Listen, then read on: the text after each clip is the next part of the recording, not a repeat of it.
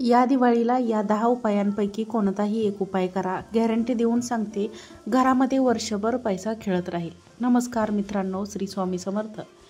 दिवाळीला या दिवशी धनप्राप्तीसाठी, दिवाळीला माता लक्ष्मीला प्रसन्न करण्यासाठी कितीतरी प्रकारचे उपाय केले जातात. या दिवशी केलेले उपाय खूप लवकर सिद्ध होतात व आपल्याला त्याचे शुभफळही प्राप्त होते. जर आपल्याला नाही देवलक्ष्मीची कृपा मिळवायची असेल, कळलं काय, हे उपाय जरूर करा. हे सर्व उपाय शास्त्रामध्ये सांगितले गेले आहेत. हे उपाय जवळजवळ 10 उपाय आहेत. जर तुम्हाला शक्य झाले तर सर्व उपाय तुम्ही करू शकता. परंतु जर सर्व उपाय करणे शक्य नसेल तर या उपायांपैकी जे शक्य आहे ते उपाय आपण करू शकता किंवा एक उपायही आपण करू शकतो. पहिला उपाय, लक्ष्मीपूजनाच्या दिवशी जर सकाळी सकाळी एखादी सावाष्ण स्त्री लाल रंगाच्या वस्त्रामध्ये 16 शृंगारांनी युक्त दृष्टीस पडल्यास समजावे की देवी आईची कृपा आपल्यावर झाली आहे. उपाय 2, हा संकेत आपल्याला मिळाल्यास त्याच दिवशी एखाद्या गरीब सावाष्ण स्त्रीला साडी चोळी शृंगाराचे सामान भेट द्यावे. दिवाळीच्या वेळी पूजनात एक हळकुंड ही जरूर ठेवावे व पूजन झाल्यानंतर ही हळकुंड उचलून आपले धन ठेवण्याच्या जागी म्हणजेच तिजोरीत ठेवून द्यावे. दिवाळीच्या दिवशी जर शक्य असेल तर एखाद्या किन्नरांकडून त्यांच्या स्वखुशीने 1 रुपया मागून घ्यावा व तो रुपया आपल्या पर्समध्ये किंवा पाकिटामध्ये किंवा तिजोरीमध्ये किंवा गल्ल्यामध्ये ठेवून द्यावा. यामुळे आपल्या घरात धनसंपत्ती ही बरकत येते. दिवाळीच्या दिवशी लक्ष्मीपूजनामध्ये कुबेर महाराजांचेही पूजन करावे. तसेच पूजेत गोमती चक्रही ठेवावेत. पूजनानंतर गोमती चक्र आपल्या तिजोरीत ठेवावेत. दिवाळीच्या दिवशी एक तेलाचा दिवा लावून त्यामध्ये 2 लवंगा आणि त्या दिव्याने हनुमानाची आरती करावी. किंवा दिवाळीच्या दिवशी हनुमान मंदिरात तेलाचा दिवा लावून त्यामध्ये 2 लवंगा टाकून द्यावेत. दिवाळीच्या दिवशी 4 रस्त्यावर म्हणजे चौक या ठिकाणी एक दिवा ठेवून यावा आणि घरी परतताना मागे वळून पाहू नये. दिवाळीच्या दिवशी मुख्य दारावर अशोकाच्या पानांचे तोरण लावावे. या उपायामुळे आपल्या घरातील नकारात्मक ऊर्जा नष्ट होते. दिवाळीमध्ये महादेवाच्या पिंडीवर अक्षता अर्पण करावे.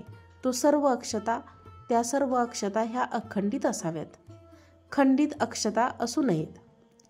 दिवाळीच्या दिवशी रात्री आपल्या घराच्या आसपास पिंपळाच्या झाडाखाली तेलाचा 1 दिवा लावावा. हा उपाय गुपचूपपणे करावा व मागे वळून न पाहता घरी परत यावे. जर शक्य असेल तर लक्ष्मीपूजनाच्या रात्री आपले मुख्य दार मध्यरात्रीपर्यंत उघडे राहून द्यावे. असे मानले जाते की दिवाळीच्या रात्री देवी लक्ष्मी संपूर्ण पृथ्वीवर भ्रमण करत असते आणि आपल्या भक्तांच्या घरी जाते. जिथे प्रकाश असेल, प्रवेशद्वार उघडे असेल अशा ठिकाणी देवी लक्ष्मी प्रवेश करते. देवी लक्ष्मीला प्रसन्न करण्यासाठी पूजनामध्ये पिवळ्या रंगाच्या कवड्या जरूर ठेवाव्यात. यामुळे देवी लक्ष्मी आपल्या भक्तांवर खूप प्रसन्न होते. लक्ष्मीपूजनामध्ये एक मोठा साजूक तुपाचा दिवा लावावा, ज्याला 9 वाती असाव्यात. या सर्व वाती लावून देवी लक्ष्मीचे पूजन करावे. दिवाळीच्या दिवशी आपले दुकान असेल, कॉम्प्युटर असेल किंवा इतर काही व्यावसायिक साहित्य असेल, ते साधन सामग्रीचे पूजन करावे जे आपल्या उत्पन्नाचे साधन आहे. लक्ष्मीपूजनामध्ये हळदी कुंकू, अक्षता आणि फुले अर्पण करून एक नारळही पूजनात ठेवावा. लक्ष्मीपूजनामध्ये नवीन झाडू जरूर आणावा आणि पूजन झाल्यावरती तो झाडूने संपूर्ण घराची स्वच्छता करून घ्यावे. ही नवीन झाडूने करावे. दिवाळीच्या लक्ष्मीपूजनाच्या दिवशी अमावास्या तिथी असते, म्हणूनच या दिवशी पिंपळाच्या झाडाला पाणी अर्पण करावे. यामुळे आपल्या कुंडलीतील शनिदोष नष्ट होतो. लक्ष्मीपूजनाच्या दिवशी गणपती बाप्पांना 21 दुर्वांची जोडी अर्पण करावी. या उपायामुळे गणपती बाप्पांबरोबरच देवी लक्ष्मीही आपल्यावर प्रसन्न होते. दिवाळीच्या दिवशी स्नानानंतर कपाळावर केशराचा टिळा जरूर लावावा. नियमितपणे हा उपाय केल्यास देवी लक्ष्मीची कृपा आपल्यावर होते. जर शक्य असेल तर दिवाळीच्या दिवशी एखाद्या गरिबाला काळे ब्लँकेट दान करावे. यामुळे आपल्या कुंडलीतील शनिदोष, राहू व केतुदोष नष्ट होतो. आपल्या कार्यात येणाऱ्या अडचणी ह्या नष्ट होतात. ते लक्ष्मीपूजनात दक्षिणावर्ती शंखही जरूर ठेवावा. देवी लक्ष्मीला दक्षिणावर्ती शंख खूप प्रिय आहे. दक्षिणावर्ती शंखाचे पूजन केल्यास घरामध्ये सुख समृद्धी नांदते. दिवाळीच्या दिवशी देवी लक्ष्मीच्या अशा प्रतिमेचे पूजन करावे, ज्यामध्ये देवी लक्ष्मी आपली स्वामी श्रीहरी विष्णू भगवंतांच्या पायाजवळ बसलेले आहेत. दिवाळीच्या 5ही दिवशी घरात शांतता ठेवावी. कोणत्याही प्रकारचा वादविवाद, भांडणे, तंटे, कटकट करू नयेत. ज्या घरात शांतता राहते तिथे देवी लक्ष्मी कायम वास्तव्य करते. दिवाळीच्या दिवशी सकाळी लवकर उठून स्नानाच्या पाण्यात कच्चे दूध आणि गंगेचे पाणी टाकून त्या पाण्याने स्नान करावे. स्नानानंतर सूर्यदेवांना एका तांब्यात लांब फुले आणि थोडेसे गूळ टाकून त्या पाण्याने अर्घ्य द्यावे. दिवाळीच्या दिवशी एखाद्या गरजू व्यक्तीला अन्नाचे दान करावे. त्याचबरोबर वस्त्रांचेही दान करावे. हे शुभ मानले जाते. दिवाळीच्या दिवशी देवी लक्ष्मीला देवी लक्ष्मीचा गुप्त मंत्र म्हणावा. ओम हरि ओम श्री कमले कमलालये प्रसिद्ध प्रसिद्ध महालक्ष्मी नमः. मंत्र पुन्हा एकदा ऐका. ओम भीमश्री कमले कमलालये प्रसिद्ध प्रसिद्ध महालक्ष्मी नमः. या मंत्राचा कमीत कमी 108 वेळा जप करावा. मंत्र जप करण्यासाठी कमळ घटकांच्या माळेचा वापर करावा. दिवाळीच्या दिवशी श्रीयंत्रासमोर धूप दीप लावून पूर्व दिशेला मुख करून पुरुषांचे किंवा लोकरीचे आसन घेऊन त्यावर बसावे आणि श्रीयंत्राचे पूजन करावे.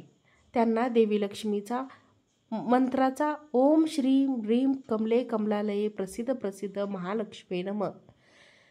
ओम श्री कमले कमलालये प्रसिद्ध प्रसिद्ध महालक्ष्मी नमः या मंत्राचा सतत जप करीत राहावे.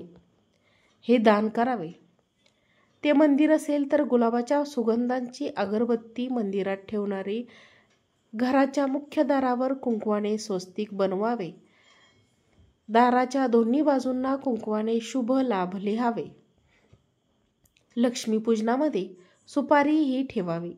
सुपारीला लाल दोरा गुंडाळून हळद कुंकू अक्षता फुले अर्पण करावेत आणि पूजनानंतर ती सुपारी आपल्या तिजोरीमध्ये नेऊन ठेवावी. दिवाळीच्या दिवशी रुईच्या म्हणजे मंदारच्या मुळीचा श्वेतार्क गणपती घरी आणल्यास घरात बरकत राहते. घरात अन्नधान्याची कमतरता कधीच भासत नाही. श्वेता गणेशाचे पूजन दररोज करावे.